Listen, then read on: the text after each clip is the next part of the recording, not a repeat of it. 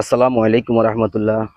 বন্ধুরা, এই যে দেখেন মরিচ গাছ আমার, মাশাআল্লাহ। আপনাদেরকে আগে একটা ভিডিও দিয়েছিলাম, সেই ভিডিওতে দেখাইছিলাম যে দেখেন আমার গাছগুলোর কি অবস্থা।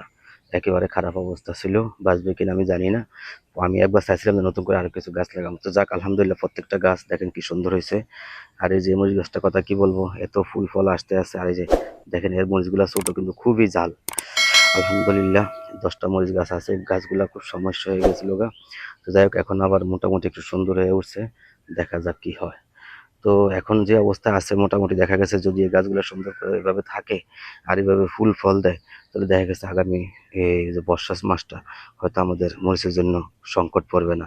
যে আমার পরিবারের যে খাদ্যের চাহিদাটা সেটা অন্ততপক্ষে আপনার হয়ে যাবে আর কি, মিটে যাবে। তো বন্ধুরা, এই জন্য অল্প কয়টা গাছ লাগাইছি, এখানে বেশি নেই। এই যে 10টা গাছ, এই গাছটা আগের গাছ। এই যে দেখেন একদম মরা ছিল, 10টা গাছ লাগাইছি। আলহামদুলিল্লাহ কিছুদিন পর পর এগুলা আমি আসলে 2-3 বারে লাগাইছি, 2 বারে না 3 বারে। এই জন্য এটা ঘটনা হয়েছে, কেউ ফুল দিলে কেউ ফুল বন্ধ ফল দিলে, আবার কেউ ফুল ফল বন্ধ রাখে, মানে সবাই একসাথে ফুল ফল দেয় না। যেমন এই যে দেখেন এই গাছটা অনেকদিন ধরে ফুল ফল দিতেছে আমাদের। এটা ভিতরে এই দুটা ভিতরে খুব মাশাআল্লাহ আলহামদুলিল্লাহ টুকটাক একদিন দুদিন পর পর ভালো মরিচ পাই।